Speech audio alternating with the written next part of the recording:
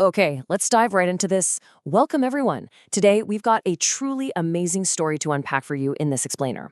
We're going to look at an incredible journey, literally, the journey of how a simple, rough, everyday rock from the dirt is completely transformed into a breathtaking royal jewel.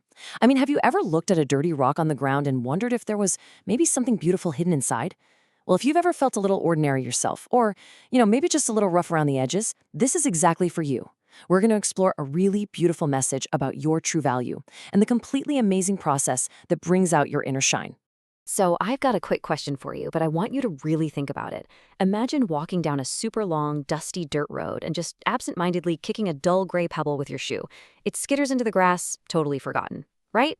Now, instead of that, imagine walking into a grand palace, walking right past the guards and the giant golden doors, and seeing a sparkling, absolutely priceless diamond resting beautifully on a soft velvet pillow. Would you rather be that common pebble, easily forgotten in the dirt, or a royal jewel treasured and admired by literally everyone? I mean, I think I know which one I'd pick for sure. The differences here are just huge. A common pebble is, well, dull. It's common and it doesn't reflect any light at all. It basically just absorbs the dust. But a polished jewel, it's bright, it's incredibly valuable, and it reflects this beautiful, brilliant light everywhere it goes. And here's the really big secret we're exploring today. Without the Lord's polishing, we are actually a lot like that common pebble. But the most amazing part of the whole shebang is that we actually get to choose. Think about it. A normal rock out in nature doesn't get to decide what happens to it. But you do. We can choose whether we want to stay a dusty rock or if we want to be polished into a jewel that shines super brightly for the whole world to see. Section 1. Bought by the Master, you are chosen. Every great jewel has a discovery story, right?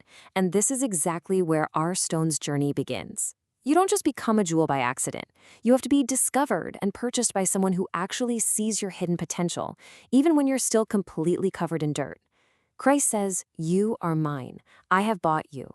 You are now only a rough stone, but if you will place yourself in my hands, I will polish you, and the luster with which you shall shine will bring honor to my name." Isn't that just wonderful? Even when you feel like a rough stone.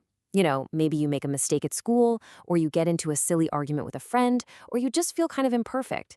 He looks directly at you and says, "I want you. You are incredibly valuable to me exactly as you are, and I know exactly what you can become." Now, what's really interesting about this slide is this ancient word, signet. In the Bible, in a book called Haggai, chapter 2, verse 23, God tells a man named Zerubbabel that he will make him like a signet. Back in the day, a signet was this highly special, custom ring that a king wore. He'd use it to stamp his personal seal into hot wax on really important letters. It was his absolute most prized personal possession, kept right on his own hand. So by calling us a signet, God is basically saying that he views us as his absolute most precious personal treasure. You aren't just some random piece of jewelry sitting forgotten in a drawer somewhere. No way. You are the king's favorite ring. Moving on to section 2, the polishing wheel, the master at work. So this is where the real transformation actually happens. Keep this in mind. A master jeweler spends very little time on worthless material. If a rock is just useless dirt, he simply won't waste his time putting it on the wheel.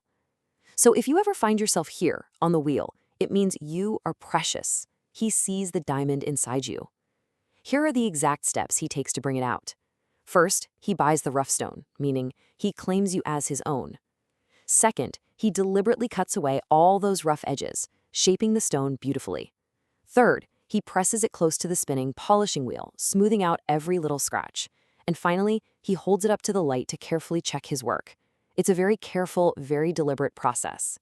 Which brings us to section 3, cutting away the roughness, why it hurts sometimes.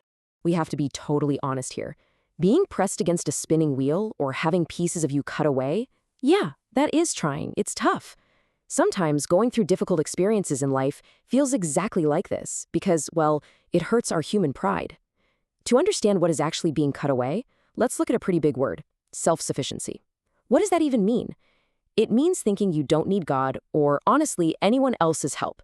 It's kind of like trying to build a really massive, complicated Lego set and completely refusing to let anyone help you, even when you're totally stuck and putting the pieces in backward. It's acting like you're already perfect all by yourself. The source material we're looking at calls this self-uplifting, and these attitudes, they are exactly what make up the rough, bumpy edges on our stone. If we walk around thinking we know everything and don't need any help, the light just can't shine through us. The master has to carefully cut those bumpy edges away. So the crucial point is that the master actually has to cut deep into our human pride. That rough, bumpy surface of self-sufficiency. Why? Well, because until that roughness is worn away by the polishing wheel, we can't be smooth, we can't be beautiful. The difficult experiences that wear away our pride are actually a hidden blessing because they give the stone its brand new value. By letting go of our pride and saying, okay, I need help, we become a smooth mirror, perfectly ready for the absolute best step. And oh man, this is literally the best part. The master holds the jewel up to the light and he sees a reflection of himself. After all that cutting and all that difficult time on the polishing wheel, the stone is so incredibly smooth and brilliant that when the master looks right into it, he sees his own loving face shining right back at him.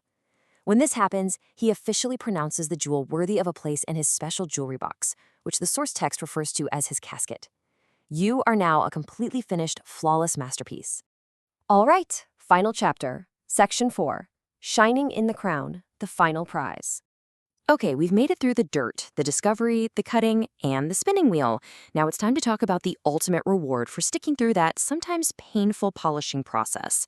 Just listen to this powerful promise. No man shall pluck you out of my hand. When you become one of Christ's jewels, you are safe. God preserves every single true-hearted worker whose life is hidden with him. I mean, think about it. A master jeweler doesn't spend all that time and effort polishing a diamond just to lose it or drop it down the sink. If you trust him through the tough times on the polishing wheel, he promises to close his hand and hold on to you tightly forever. You are fiercely, absolutely protected. And this brilliantly illustrates what happens next. On Coronation Day, the huge day when the king is celebrated by the entire universe, just look at what happens to you. You will be his peculiar treasure, which simply means his most unique, totally special possession. You will shine with living brightness, and you will actually be placed right into his crown of rejoicing. You aren't just sitting in some dark box anymore. You are set right on the king's crown for absolutely everyone to marvel at. You get to be part of his greatest joy. So what does this all mean for you? I want to leave you with this final, really important question. The master is ready. He has already bought you, and he is completely ready to make you his peculiar treasure. But remember what we talked about at the very beginning. You have a choice in this. Will you choose to let go of that human pride? Will you choose to step onto the polishing wheel, even when you know it's going to be tough, so you can shine brightly for him? The wheel is spinning, and the king is waiting for his favorite jewel. The choice is completely up to you. Thanks so much for joining me for this explainer today, and hey, keep shining.